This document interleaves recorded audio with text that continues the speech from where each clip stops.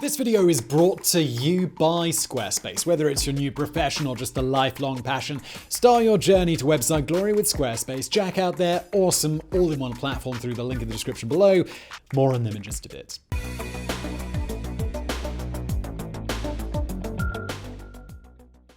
In all the long centuries that England has been a monarchy, some really terrible people have ended up wearing the crown. It makes sense. Any system as old as that is bound to produce a few lemons. Multiple kings have been deposed by their subjects. One, Charles I, was so hated that he had his head chopped off, and the monarchy itself was abolished for over a decade. With so many bad examples to choose from, it's difficult to settle on just who was worst. But serious consideration must be given to the man that wore the crown of England at the beginning of the 13th century, a man that presided over a large and prosperous empire and promptly ruined all of it in a truly spectacular fashion. King John was never supposed to have been king at all, and his unsuitability for the position was quickly made apparent by, well, everything he did. He had all the cruelty of his predecessors, but none of their skill on the battlefield, little of their cunning, and absolutely no inclination towards leadership of his subjects. He was the worst of all things, a character so cartoonishly villainous that he ended up serving a fictitious role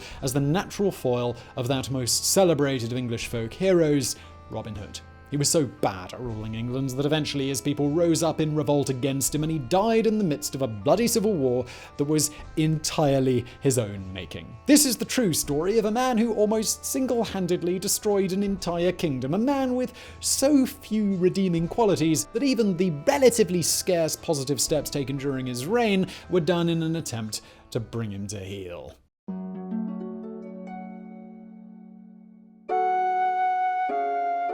John was born on Christmas Eve 1166 at the Royal Palace in Oxford. His father, King Henry II, had ruled over England for a decade at that time and was in the process of building an empire that included not only England, but most of Wales and Ireland and the entire western half of France. Now, initially, no one really paid any attention to John. Since he had 3 older brothers, his chances of inheriting the English crown, or indeed any significant land holdings, were very slim. As a boy, John was seen as King Henry's favourite child, though even he didn't think highly of his future prospects. He jokingly referred to his son as John Lachlan, a bad thing to be known by in a society where how much land you controlled directly correlated to how powerful and important you were. The problem, it seemed, was that Henry had too many sons. The king had planned for his empire to be split up when he died, to be divided by Princes Harry, Richard, and Geoffrey. This left nothing for John. Giving any land to him would involve taking it away from one of his brothers, something none of them were willing to countenance. Indeed, the familial squabbles over the vast empire led to a number of armed conflicts between father and sons in the last 2 decades of Henry's reign. It was after one of these conflicts that John's mother, Eleanor of Aquitaine, was imprisoned by her husband, where she would remain until his death. John became much more important following the sudden deaths of first Prince Henry in 1183 and then Prince Geoffrey in 1186, leaving only John and Henry's second son Richard, who was now the heir to the throne. Henry used John to try and control Richard, seemingly threatening to make John his heir instead of Richard in order to get him to do what he wanted. Richard chafed at this and finally snapped in 1189, allying himself with the King of France, Philip II, against his father. Henry was ill by then, a bleeding ulcer was slowly killing him, and the broken old king was forced to capitulate. The final straw, it seemed, was finding out that his favourite son John had decided it was in his best interest to side with his brother in the conflict. In the Middle Ages, familial loyalty counted for little when power and wealth were on the line, but even by the standards of the day, it was a stunning betrayal. Though anyone that knew John personally wouldn't have been surprised, extreme self-centeredness was already a well-established personality trait in the prince at the time.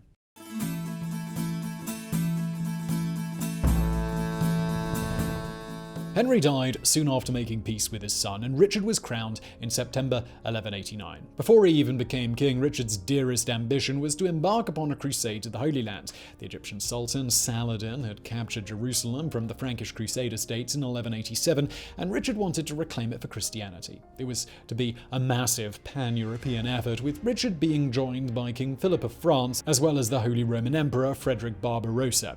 Richard raised vast sums of money through the sale of royal lands and officers, as well as taxes, to raise an army and equip it, but equally important was to make sure his kingdom didn't fall into chaos while he was gone. Richard set up a regency government to run England while he was gone and named his 4-year-old nephew, Arthur of Brittany, the son of his late brother Geoffrey, as his heir if anything happened to him. It's notable here that Richard took pains to ensure his brother John wasn't a part of the governance of the kingdom. It was obvious that he didn't trust him not to try and seize the crown for himself while he was gone. Instead, Richard tried to buy John off by giving him vast lands and extracting a promise from him not to visit England for the next 3 years. Richard left for the Third Crusade, and things went reasonably well for him. He never made it to Jerusalem, but he captured the strategic cities of Jaffa and Acre for the Crusader states and also agreed to a peace deal with Saladin that allowed Christian pilgrims to visit the holy sites in Jerusalem unmolested. At home, however, things were falling apart. Richard's regency government collapsed into infighting between factions, and John inserted himself into the mess to try and take power for himself, exactly what he promised his brother he wouldn't do. Richard had made enemies from Sicily to Cyprus during his crusade and had alienated his allies in France and the Holy Roman Empire, which quickly came back to haunt him. Philip returned home before Richard and quickly became an implacable enemy, allying himself with John to sow chaos in England. Richard, hearing of the disaster unfolding at home, left the Holy Land but was shipwrecked on the way. He tried to take a land route home through Germany but was recognized and captured by the new Holy Roman Emperor, who imprisoned him. A massive ransom was agreed to, one that crippled Richard's empire financially for years to come, and Richard returned home. John's civil war collapsed once Richard came back to England, and he was forced to grovel at his brother's feet for forgiveness. It was obvious that Richard held John in contempt and didn't view him as a threat to his power, since he forgave his 27-year-old brother's actions as those of an ill-advised child. John was stripped of most of his lands and exiled to Normandy. Richard spent the remainder of his reign campaigning in France, fighting to restore the lands lost to Philip while he was on crusade. Richard was perhaps one of the best warrior kings England had ever had. He was a talented general and a fierce warrior, gaining the epithet the Lionheart for his achievements on the battlefield. But the titular King of England spent very little time on the island itself and never got around to fulfilling his kingly duty of producing an heir to his throne. When he died in battle in 1199, his vast domains were thrown into chaos. And speaking of domains, perhaps you want to own one. The online variety, that is, and if you're looking to build a new website, there's no better place to start than with our friends over at Squarespace. Now more than ever, people are getting creative with their time. They're reaching deep into their savings accounts to start a new business or launch a blog to share their opinions with friends and neighbors. The world is yours, and Squarespace is the perfect web tool to help you fashion it into whatever you like. It's the platform to use when you're ready to get started on the next web project that you've been thinking about. Are you looking to get in and out quick without thinking too much about what your website should look like? Well, bam! Use one of their quick, beautiful templates to make a website that's fresh and for you, like it's right out of the box. Or maybe you're more of a hands-on person, you've got lots of opinions and ideas about what exactly your site should look like. Well, Squarespace gives you all of the customization options you could ever want, with no updates, no patches, no technical BS to worry about. Once you're done setting up your website, tinkering with the design if you're so inclined, or maybe just playing around with the colors, there are so many extra features that Squarespace provides that your website can thrive. Email campaigns, patronage portals, social integrations, member-only areas, analytics, commercial options, 24/7 customer support, everything you could ever want in one place. So when you're ready to get started on the next web project, it's got to be with Squarespace. Go to squarespace.com for a free trial, and when you're ready to launch your site, go to squarespace.com/biographics to save 10% off your first purchase of a website or a domain. And let's get back to King John.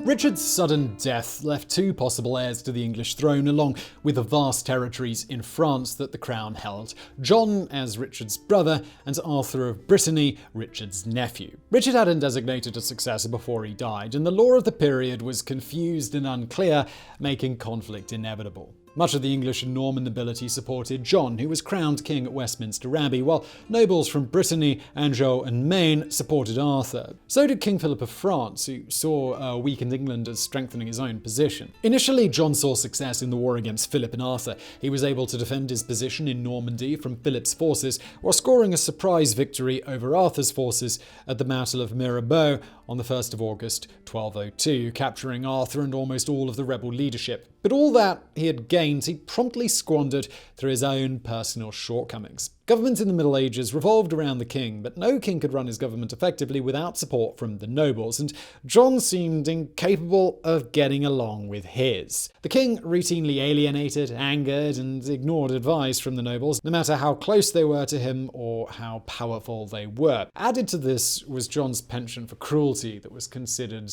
excessive even by the standards of the time.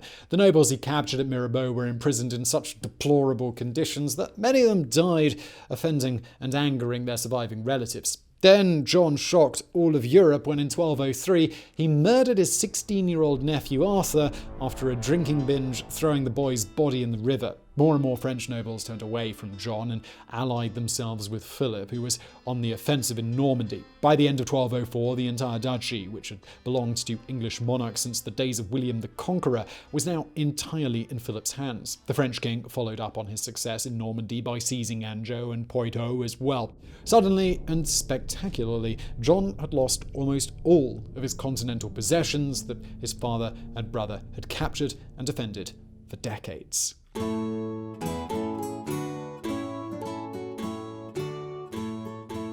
The dramatic loss of Normandy would dominate John's politics for the remainder of his reign. The king desperately wanted to regain the lost territory, not only because he considered it his birthright, but also because the inability to hold it was a personal humiliation for him and the country he led. The problem was war in the Middle Ages was expensive, perhaps even more so in relative terms than it is today. Since standing armies didn't exist at the time, any proposed French invasion would involve raising and equipping a large body of troops, as well as securing naval vessels to transport them across the English Channel. Further complicating matters was that in this era it was a lot easier to defend territory than it was to capture it. The landscape was dotted with castles that dominated the surrounding area, which could be garrisoned and provisioned to withstand months of siege. An attacking force would steadily be whittled down by the elements, by disease, by battle wounds, and that was even before dealing with the possibility of a relief army that could march out to meet them in a pitched battle. All of this meant that once Normandy had fallen to King Philip, it was going to be very, very difficult to get it back. All of this might have been overcome had England been led by a charismatic leader, or at least a brilliant military commander. Henry II might have been able to do it, or Richard I, but John wasn't his father or his brother. He was only a marginal soldier at best, competent but not brilliant in the field. As for charisma, he seemed to possess the exact opposite of that. People were repelled by him, especially the nobles. Few of England's barons stood to gain anything by a campaign in Normandy. Hardly any of them owned land in France. In fact, they were increasingly jealous of the expatriate French nobles who'd been displaced by the war and had assumed positions of power in John's court. They felt that since Normandy had never been part of England in the first place, merely ruled jointly by the same monarch, that they shouldn't have to spend their treasure or their blood trying to get it back, especially not on behalf of a king they were growing to despise. John, for his part, despised the nobles right back. He was exceptionally paranoid that any of them might grow powerful enough to challenge him. He attempted to squeeze them for the money he needed to conduct campaigns in Normandy through any means he could come up with. Taxes levied on noblemen by John included scutage, a cash payment made to avoid mandatory military service, inheritance taxes on lands, castles, and noble titles, import and export levies on goods shipped through English ports, even forcing widowed women to pay a tax to the crown to avoid being forcibly remarried. These levies combined to put much of the English nobility deeply in debt to the crown, which John then used to control them. His favourites could have their debts forgiven, while those who displeased him could be deprived of their lands and their titles. John's eye for money didn't just fall on the nobles either. He also sold royal officers, including sheriffs, to the highest bidder. He established import and export fees on goods shipped through English ports. England's population of Jews, which were permitted to live and do business in the country only at the pleasure of the king, were heavily taxed, a common practice when monarchs found themselves short of cash. You'd think that with all of this money flowing in, King John would be able to seize back his lost territory in spite of the reluctance of his nobles to follow him into war. If only it was that easy.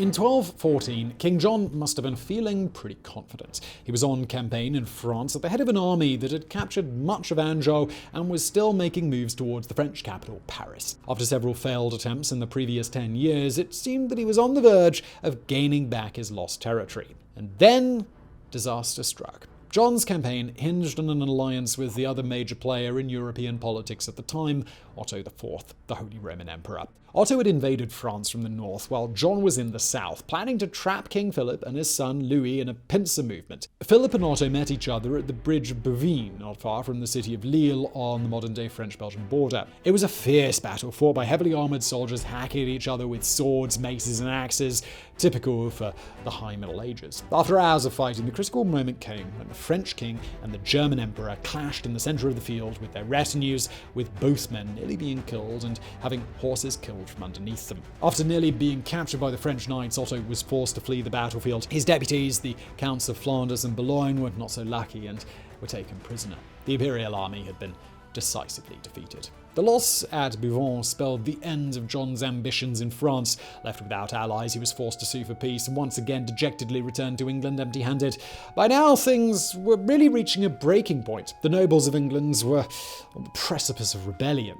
The discontent between John and his subjects had been building for years. John's oppressive taxes were making life difficult for more and more people, commoner and noble alike. The fact that all of this money was being squandered on campaigns against the French king that failed to accomplish anything just made things worse. There were also serious questions being raised about John's behaviour. While it was expected for wealthy men of the time to keep mistresses, it was considered unacceptable for those mistresses to include married noblewomen, something John is known to have done several times. For that matter, his wife Isabella of Anjou might have been as young as 9 years old when she was married to the king in 1199 and had already been betrothed to another nobleman, Hugh of Lusignan, neither of which apparently bothered John that much. He treated most of his nobles with outright contempt, preferring the company of his toadies, the new men that he entrusted to help him run the government instead of the landed nobility. And in a move that had serious political and social consequences, he had embarked on a dispute with Pope Innocent III that had ended with his excommunication in 1209. The Pope also put the entirety of England under papal interdict, which forbade the saying of Mass inside any church in the country. At a time when almost all of society revolved around the church, this was a serious blow. The two had reconciled in 1213, but the experience still haunted the pious kingdom-wide and served to turn the majority of England's clergy against the king. With so many enemies and so few friends, rebellion was probably inevitable. It finally flared up in the aftermath of John's failed campaign in France in 1214. A great coalition of barons from the north of England banded together in April 1215 in the city of Northampton, and at the head of a large body of men marched south, capturing the city of London. John's position was clearly untenable, and in a last-ditch effort to save his crown, he sued for peace.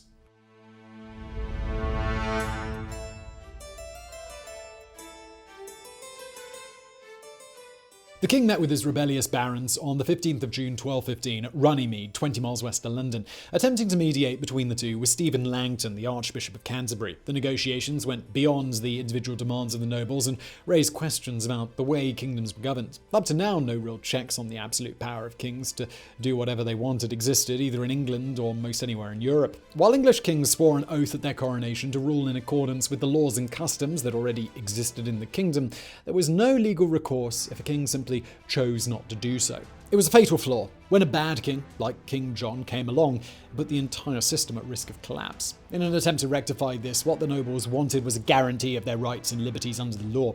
They wanted the rights of the church to be respected by the king, protection from illegal imprisonment, and a fair justice system that they could appeal to. What they especially wanted was the establishment of limits on the king's ability to tax his subjects without their consent. The two sides agreed to the Great Charter, or Magna Carta in Latin, on the 19th of June. The charter called for the creation of a body of 25 nobles who were empowered to coerce John into complying with the terms of the charter. They would ensure that the king ruled not according to his own personal whims, but according to the law of the land. Most historians consider the creation of this legislative body to be the first English parliament. Neither side really believed that the peace agreement would hold for long. This was proved out when a defiant John appealed to his one-time adversary, Pope Innocent, for help. As part of John's peace agreement with the Pope, he agreed to make England a papal vassal state, and Innocent believed that the Magna Carta curtailed his own rights as a feudal lord. So he declared the charter to be null and void. It became clear to the barons that if they wanted their rights guaranteed by law, they'd first have to earn them on the battlefield.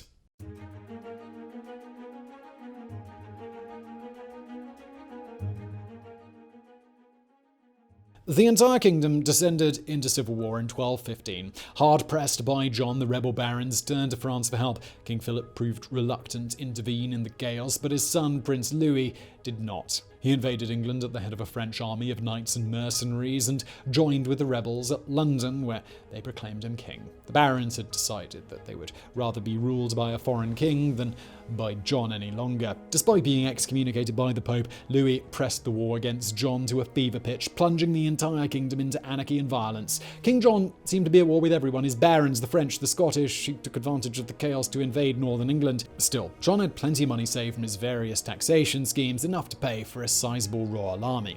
John would attempt to fight all of his enemies at once rather than compromise. He was defiant to the last. But in the midst of this, even his body betrayed him. In September 1216, while on campaign, John contracted dysentery, known at the time as the Bloody Flux. The same disease had killed John's brother Henry in 1183, and John grew gravely ill as well, likely dehydrated due to severe diarrhea. In October, the king was no longer able to travel. He was at Newark Castle in Nottinghamshire on the 19th of October 1216 when he died at age 49.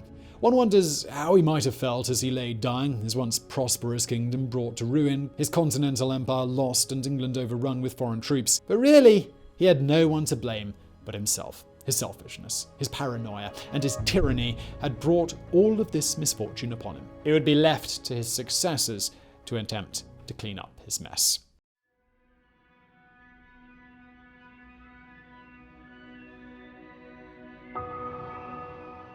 John's death proved a turning point in the war with Prince Louis. Most of the rebel barons switched allegiances from Louis to John's 9-year-old son, who was crowned King Henry III. Louis suffered a string of defeats over the next year that compelled him to return to France and give up his claim to the English throne. Henry would spend decades attempting to recapture the lost territories in Normandy, with no more success than his father had. The loss of Normandy marked a turning point in European history, the beginning of the historic rivalry between England and France that would reach its heights during the 100 Years' War. From now on, kings of England would rule from England instead of from France, and over the course of the next century, English would supplant French as the language spoken at the English court. But it would be the Magna Carta that would prove to be the lasting legacy of John's reign. The failed peace treaty was revived by Henry's Regency government as a framework for governing England. The charter would be reissued several times during Henry's long reign, and his successors would either rule according to its precepts or face resistance from the nobles. In particular, from now on, whenever the king wanted to levy a tax, usually to fund a war, he needed to ask Parliament for it, thus giving the nobles and later the commons a stake in running the kingdom. No one realized it at the time, but the Great Charter would prove to be the foundational document for almost every democratic constitution the world over. Not that John should receive any credit for this, of course. The only reason the Magna Carta was conceived in the first place was because John was such a bad king that the nobles wanted to prevent someone as bad as him from running wild throughout England ever again. Perhaps the greatest testament to how terrible John's reign really was is demonstrated by the royal family themselves. Over the course of the centuries, there have been 8 kings named Henry, 6 Georges, 8 Edwards, even 2 Elizabeths. But there has never been another king named John in England, Great Britain, or the United Kingdom. And who can blame them? After all, who on earth would once be known as King John II? So I really hope you found that video interesting. If you did, please do smash that like button below. Don't forget to subscribe. And as always, thank you for watching.